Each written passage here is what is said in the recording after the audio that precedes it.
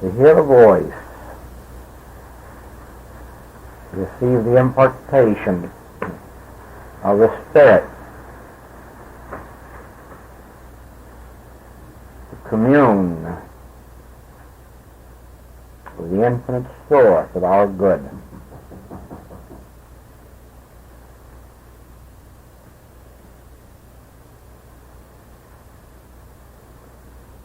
Recently, a college professor wrote a book on the subject of religion and the mind. And he starts his book with a question. And the question is to the effect, is religion outmoded in this age, and is it finished? Has it any place in the modern world anymore? In view of what is known, in view of what science has revealed, what place now has religion? And he answers this question with a yes and a no. No, he says, there is no longer any room for religion as it's known in churches. The day is past for such religion. And yes, there is room for the religion of mysticism, based on a metaphysical premise. But because the professor has no actual experience with mysticism, he makes out a very poor case for it and doesn't prove his point very well.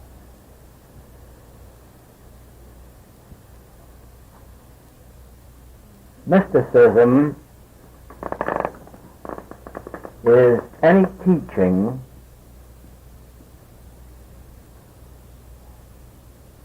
that accepts the possibility of direct communion with God. That is, any teaching that says that it is possible for one to pray to God and receive a direct answer is mysticism, or any teaching admitting the possibility of direct impartations from God to man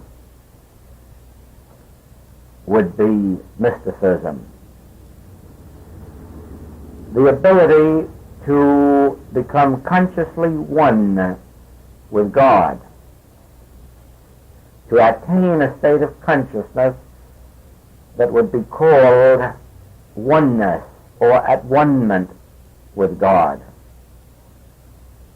All of this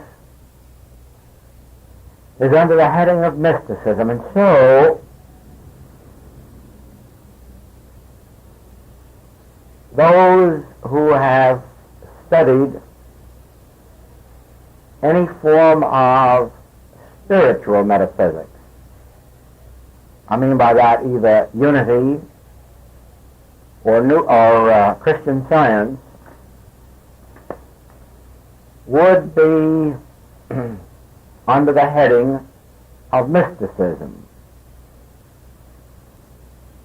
Because both in unity and in Christian Science there is prayer, communion, silence, and the turning to the Father for a direct answer to our problems.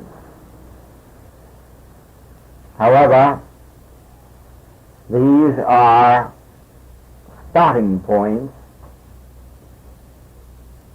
on the road to a complete religion of mysticism, in which an individual would be completely free of doctrine, creed, ritual, formula, or even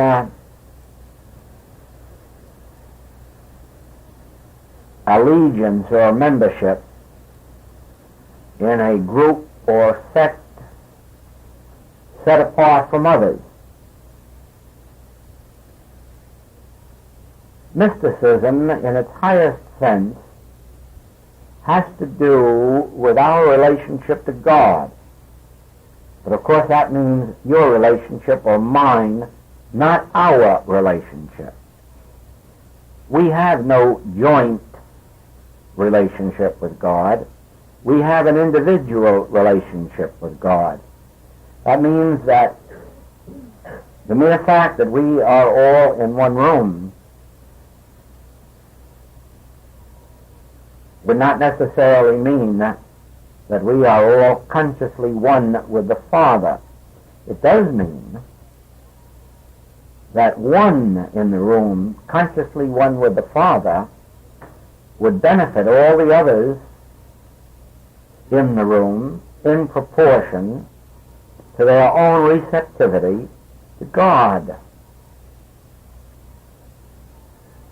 Let us assume for a moment that no one in this room is concerned with a problem of any nature, but has come here for only one purpose, and that is communion with God, to hear the still small voice, to receive the benediction, peace be with you, my peace I give unto you. My peace, Christ's peace, God's peace. Assuming that, should anyone in this room attain conscious union with God, then everyone in this room would, in a measure, receive that benediction, that release from sin, disease, lack, limitation, fear. But you see, that could only happen in proportion as one's desire was for God realization, not for the overcoming of a problem. That is why I say that our relationship with God is an individual one. No one can complete the demonstration of union or oneness for another, because each one, in order to complete that relationship of oneness with God, must forsake the desire for material gain, material good, and lose it for the purpose of the greater gain of spiritual good. You see, the Master said that my kingdom is not of this world. And then he also said, my peace I give unto you. Then my peace is not something to do with this world. That is, it has nothing to do with the material concept of good. And so if one were thinking in terms of benefiting materially by that my peace, they would set up a block. And yet, in receiving my peace, one would automatically find their so-called human situation so straightened out that no problem would exist again. It is a strange thing, almost contradictory, not quite,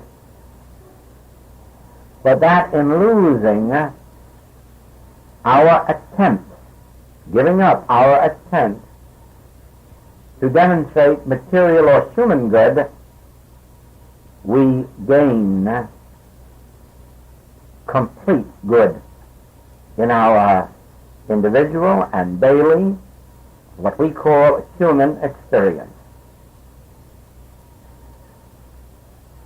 It is true that one does not have to go far to see the failure of the church to bring peace on earth, prosperity, happiness, morality.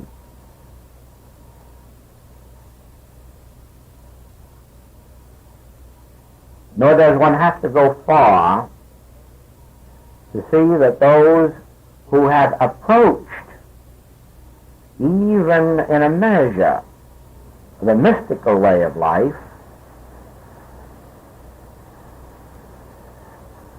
have gained greater health, greater security in their supply, and above everything, greater peace of mind and peace of soul and harmony of life. You'll find that among the Quakers, and they are the original mystics of this continent, and the Christian Scientists and many Unity students, you will find a far greater degree of freedom from the world's problems than you will anywhere else in this world. And that is because these have, in some degree, touched the hem of the garment. They have touched a closer relationship to God. They have touched a closer approach to a dependence, a reliance, and above all, a conformity to the laws of God. Now, this is only a beginning. As you carry your mystical teachings further, you will find even greater benefit. Let me take for a moment John's statement that God is love. God is love. Then harmony, peace, satisfaction, good, can only come into our experience through love, since God is love. Then God power would mean love power. And it would mean that since God is power, love is power. All we have to do now is turn to the great master of mystics, Jesus Christ, and see what he has to say about love. Love thy neighbor as thyself. Do unto others as you would have them do unto you. Love thine enemies. Love those that persecute you. Pray for your enemies. Put up thy sword. Those who live with a sword will die with a sword. Forgive. Forgive 70 times 7. Forgive over and over and over and over again. Neither do I condemn thee.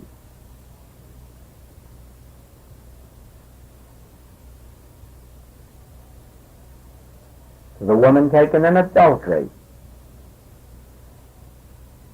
neither do I condemn thee. To the thief on the cross, this night thou wilt be with me in paradise. Who hath sinned? This man or his father? Neither. Neither do I condemn thee, neither do I judge thee. who made me a judge over you? You see, this is love. Now then, only in proportion as we embody love within our consciousness, only in proportion as we learn the secret of not condemning, not judging, not criticizing, not holding anyone in bondage to their errors of commission or omission, forgiving, praying that the eyes even of our enemies be opened to the Christ, praying always that God be the light, wisdom, understanding, governing all men. As we bring love into our experience, knowing no more race, color, creed, knowing no more friend or foe, but inwardly realizing that power of love, we are lifted to a basis that frees not only our own being, but all those who come within range of our thought. We free them from their errors, even as we are freed of ours. And it works in this wise.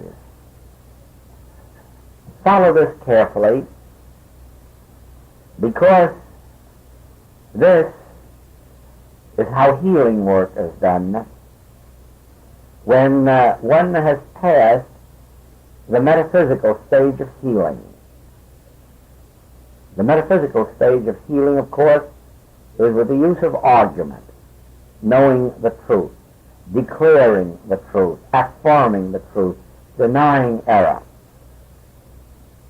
But there is a higher form of healing than that, and it's pure spiritual healing. And in this form of healing, you conform to, I was about to say an ideal, but ideal is not the word, to a reality, a truth, which is beyond all argument, and that is this. Since God is the law, the substance, the reality, the cause of all being, everyone is the image and likeness of that being. And all that that being is, every individual is. Now that is a truth. We're not declaring that truth in this treatment. I am stating that truth as a premise, that God really is the essence of your being and of mine, and I mean of all being, friend or foe, saint or sinner. God is the principle. God is the essence of individual being. Please remember that. God is the essence, the principle of individual being. And we have nothing to do with whether the individual at this moment is appearing to us in some form of sin or some form of disease or even some degree of death. We are concerned now with the truth. God is the essence of all being, individual being, yours and mine and his and hers and its. God is the principle of it. God is the essence. God is the substance, the law, the activity of all being. Of course, we will admit that judging by appearances, this would not seem to be true. Looking at each other in the mirror, we do not behold any such glorious being. And so it becomes necessary to shut our eyes to the appearance, and even shut our ears to what we may hear. Now, not looking directly at our patient and not listening to what they have to say about themselves, we turn within, and remember, we can only do this now if we have been filled with that love that I've just described. Turning within now, we have no hate, fear, condemnation. We have no sense of error about our friend or patient or ourselves, because we are recognizing only that part of them which is the Christ, the Son of God, the image and likeness of God, God expressed, God manifest, God revealed.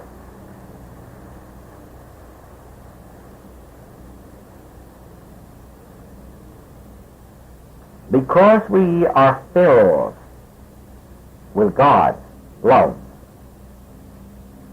and we now entertain no thought of criticism or judgment, and we entertain no thought of fear or doubt, we are enabled to look right through the appearance of ourself, our friend, our patient, and remember why God is the essence of all being.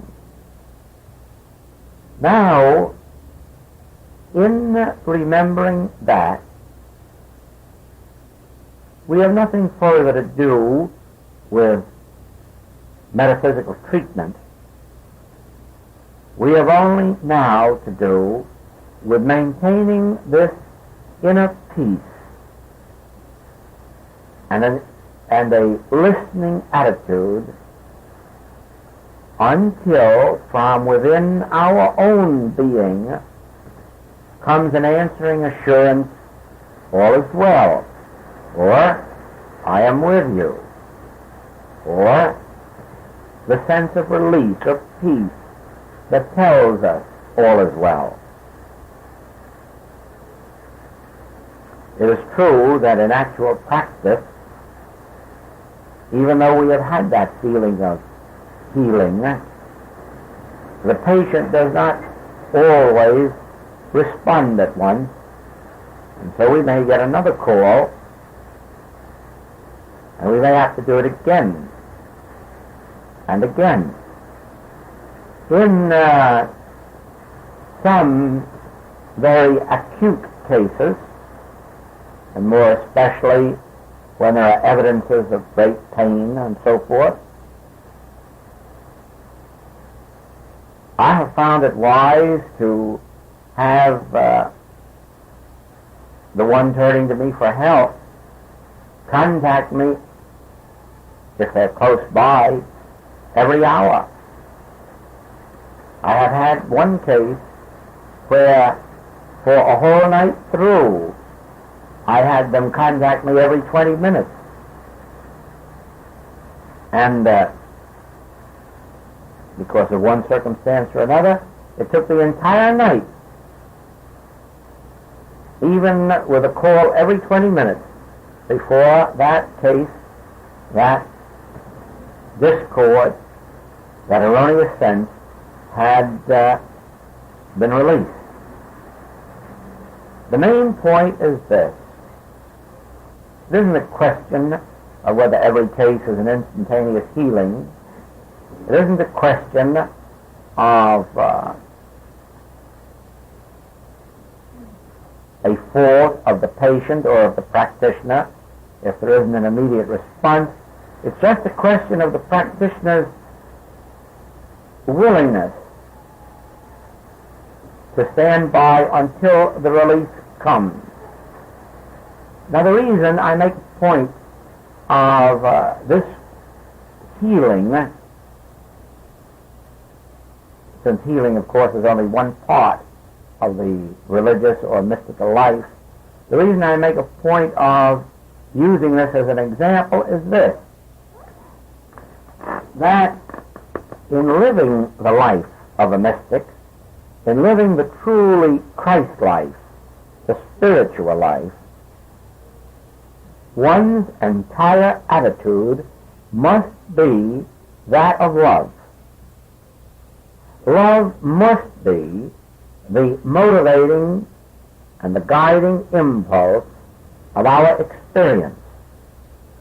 In other words, we must develop ourselves to the point where we hold no one in judgment or criticism or condemnation, where we entertain no feelings of separation from our fellow man.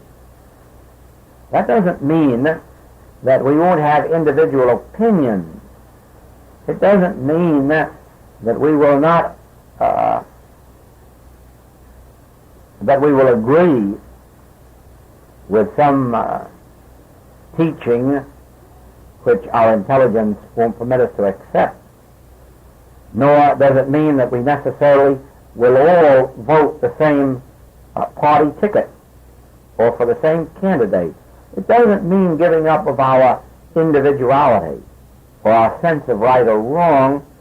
It means giving up our sense of judgment and permitting each to go their own way and follow their own conviction, but love them just the same. See that the basic spiritual part of them is God. In other words, regardless of our disagreement on the human level of life, let us within ourselves understand that we, regardless of race, color, clime, or nation, or political affiliation, are one in Christ. Let us also see that whatever we do or others do that does not conform to this standard should not bring forth from us criticism, judgment, or condemnation, but rather forgiveness. In every case, forgiveness, forgiveness, forgiveness. Neither do I condemn thee. Neither do I sit in judgment on thee. Who made me a judge over anybody? And so, closing our eyes to the physical appearance, we can agree that spiritually, within our own being, we are one with each other. We are one with every individual on the face of the globe because of our sonship with God, our sonship, our brotherhood in Christ. Now, in that consciousness of love, in which there is neither judgment, criticism, condemnation, nor fear, all sense of opposition to error fades, and in fading, all discord fades with it. Because all discord is nothing more nor less than a false sense entertained within our own being. It is not one for which we are necessarily responsible, because everyone that has ever been born is a victim of universal belief until through some activity of their own consciousness they begin to understand that they were never born of woman, that God is the creative principle of their being, that what we call mother and father are but instruments through which the principle of life has made itself manifest,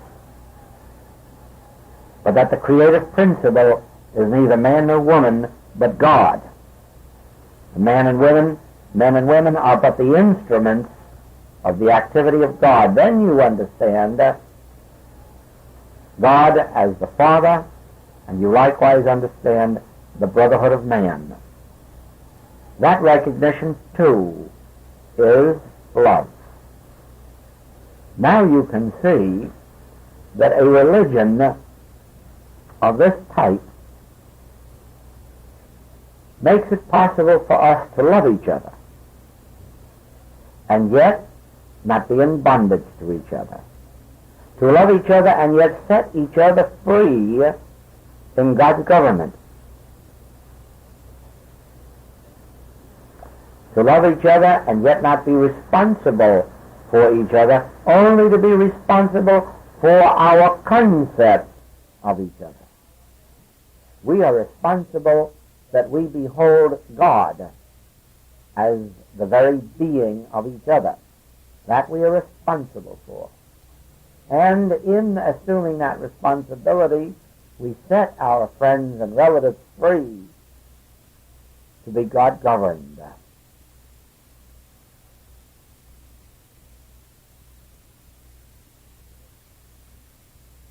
In this religion of conscious union with God, conscious oneness with God,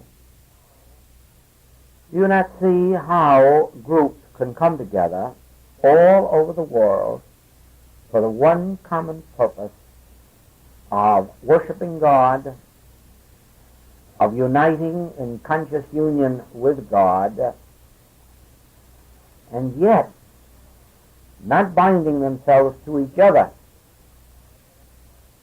by rules and regulations, just allowing each to be free, each to work out his own salvation with God, extending to each other whatever help or cooperation we may be asked for, and then allowing the others to go about their business. I have said in the writings that a practitioner must never claim anyone as their patient, certainly not beyond the one treatment they have asked for. The moment that treatment has been given, the so-called patient is free, and they have the right never to come back or to seek anyone else they wish. I have said that a teacher must not claim anyone as a student beyond the student's own desire to be the student. In other words, any day, and any moment of any day, any student of ours is free to come or to go with no ties, no bondage.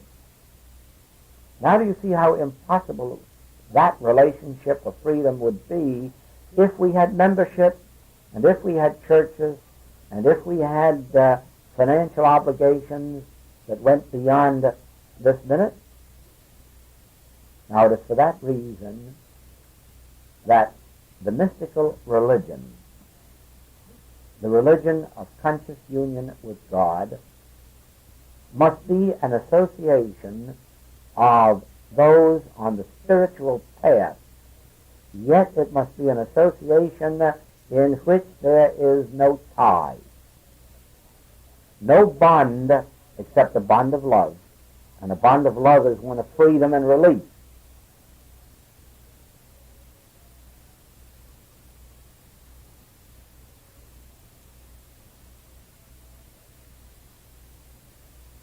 When we are good to each other, kind to each other, generous to each other, loving to each other, honest with each other, not because of a tie, but because of this innate spiritual integrity, then only are we God-governed. In other words, if you are obeying the Ten Commandments with any thought in your mind of punishment for their violation, that does not represent spiritual integrity or the mystical approach to life. The law came by Moses. Grace, truth, came by Christ Jesus. If you are in conformity with some form of conduct, because there is a law to that effect, or because there is a punishment for its violation, you have not come under the grace of God. You have not come under the grace of Christ. You are under the law. The mystic is good. The mystic is honest.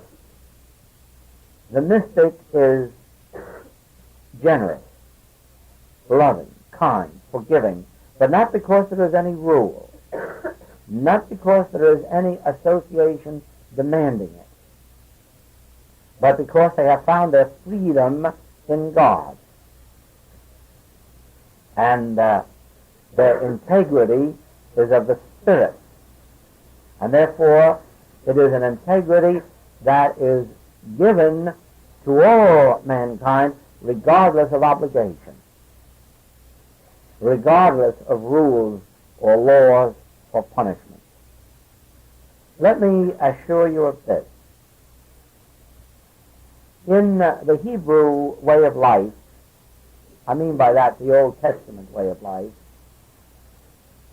where God rewards the good and punishes the evil, it is a continuous round of living under the law, and good today and evil tomorrow, advancing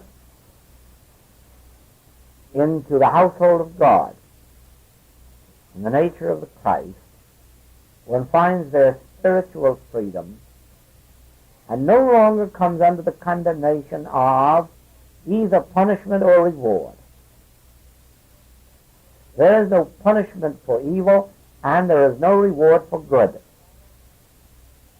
There is only the normalcy and naturalness of living and of loving, of being alive and of being loved.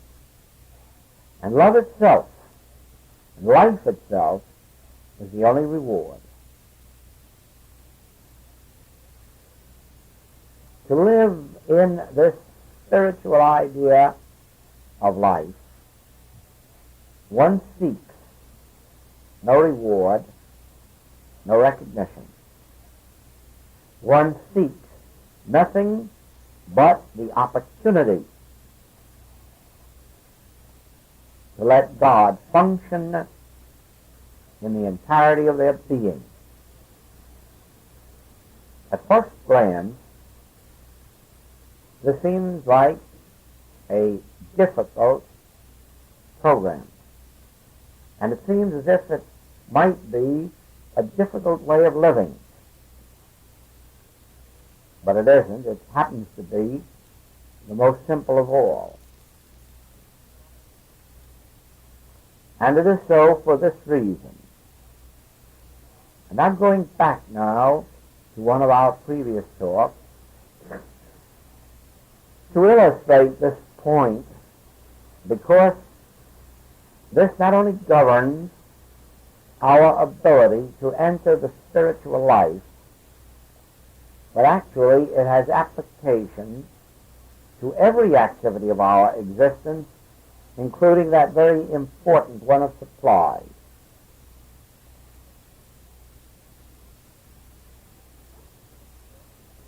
We have in Scripture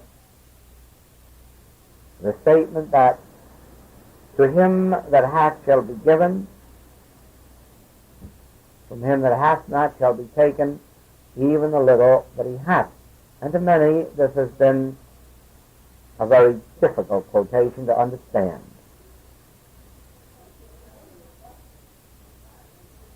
In the light of Elijah's experience with a widow and a cruse of oil, and of the master with the 5 barley loaves and a few fishes, this statement of to him that hath shall be given will become clear.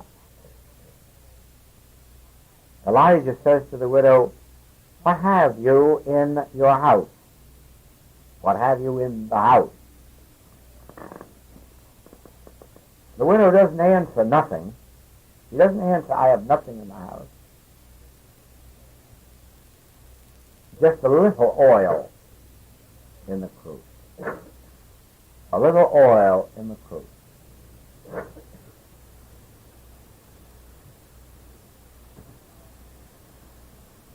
And he lets her begin to pour.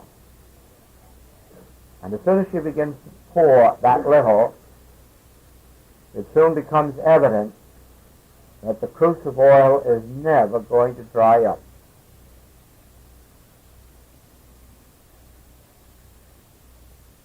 The master asks, "What have we to eat?" And he's not told that we have nothing, even though there is a multitude of people there, thousands of them. But he is told that we have 5 barley loaves and a few fishes. And the master begins to break, saying as the widow began to pour. And of course, he didn't run out of food until everyone had been fed, and even then there were 12 baskets left over. In every experience of ours,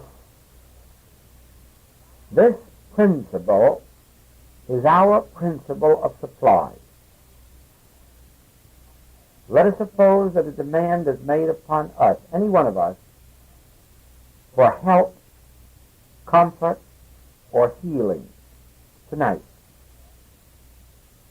Let us not answer, "I haven't enough understanding," or "You'd better call my practitioner."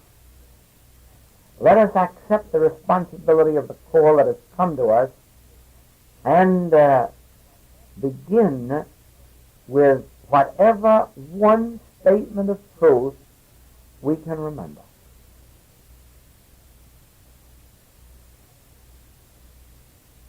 There isn't anybody in all the world, even if they've never heard of metaphysics, that doesn't know some one statement of truth. And begin to pour that one statement of truth. Begin to break, begin to share, begin to express, and you will watch how the second one will come. And the third and fourth and fifth, as long as there is a need. And you will complete your treatment and have your result. In the same wise, never acknowledge that you have a lack. Acknowledge the little that you have and begin with it. Whether it is money, whether it is truth, whether it is time, whether it is service, never acknowledge lack,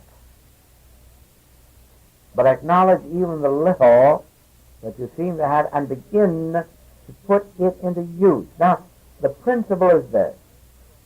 Since God is your being, you are infinite. Now, there is no given moment in which you can realize that infinity. Oh, yes, you may, if you attain a great depth of meditation, you may sometime realize your complete union with God, and in that moment, you will realize that all that the Father hath is yours. But otherwise, in your ordinary, everyday living, you will never be conscious of infinity around you. And so, you will begin with what you have, and then you will find that it is literally true that God is your being, and therefore your being is infinite. And out of that inner selfhood can flow all that is necessary to heal or feed the multitude and leave 12 baskets over. Out of the infinite being, which is your being, since God is your being, you can produce anything and everything necessary for your life unto eternity. But begin with the few drops of oil or the few barley loaves, and begin to express those, let those flow, and then out of the depths of your being, the flow will continue as long as there is a need. Now here you see mystical living, spiritual living, at its most practical level. Once you acknowledge God as your being, you have infinity to draw upon from within you, and you can make that much more practical than any other form of religion ever discovered. You know, most forms of religion merely promise that when you die, God will take over.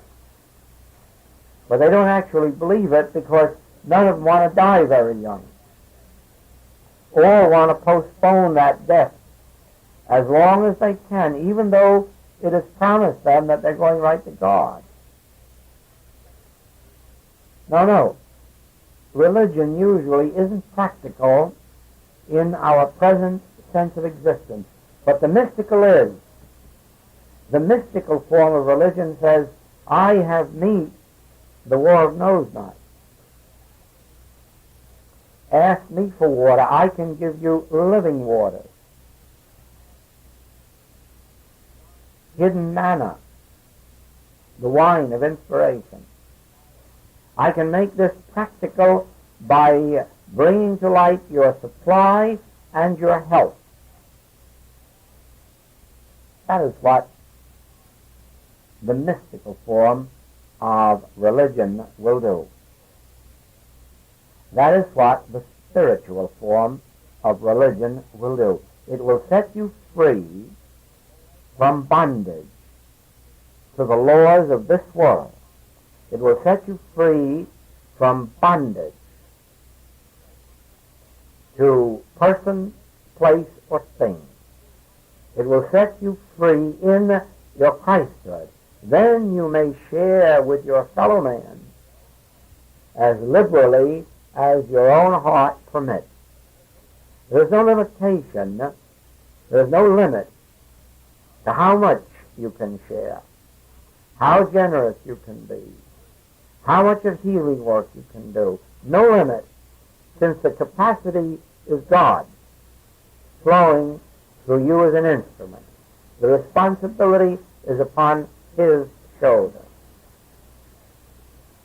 You will remember in Love and Gratitude that it has been brought out that the gratitude is not yours, the love is not yours, but God's, for which you make yourself an instrument, that it may use you, pass through you. In our infinite way teaching, we do not use God, we do not use truth, we let God use us.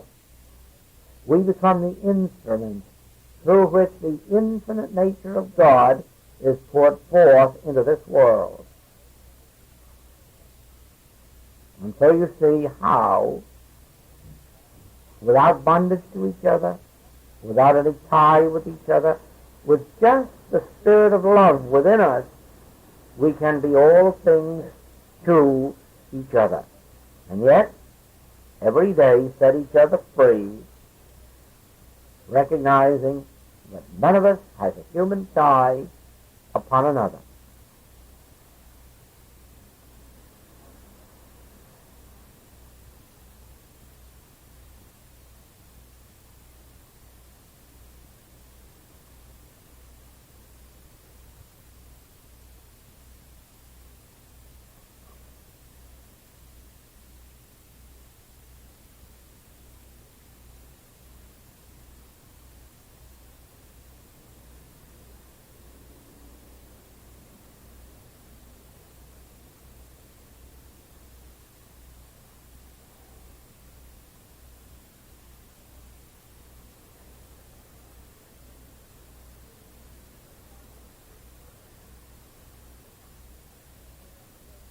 It isn't really believable, but an hour has passed by. And I am sure that this hour itself has been a living proof of the point that has been made here tonight. 60 minutes have followed each other. And yet, with only enough words to fill 1 minute, the voicing of those words, those ideas, has been a continuous flow into the next minute and the next minute. Whereas, if I had sat here and thought about 60 minutes to be filled in, I would have had confusion in my own thoughts, because I could never have had 60 minutes of a message in me. But letting it be minute by minute, the 60 minutes have been filled. This is the demonstration of the point. If you are called upon for a healing and you know only one statement of truth, voice it, think it, and watch it be followed by another. If you have only $1, spend it, dime by dime, quarter by quarter, knowing that as it follows each other, so will $1 follow upon another dollar. It must be so, since God is your only capacity, and God fulfills itself moment by moment. Even God can't live next hour. Just this minute. Only this minute. Even the sun can't shine tomorrow. Only the moment of its shining. Minute by minute by minute. Out of the infinite nature of God flows this universe day by day, hour by hour, minute by minute, on into eternity. Thank you.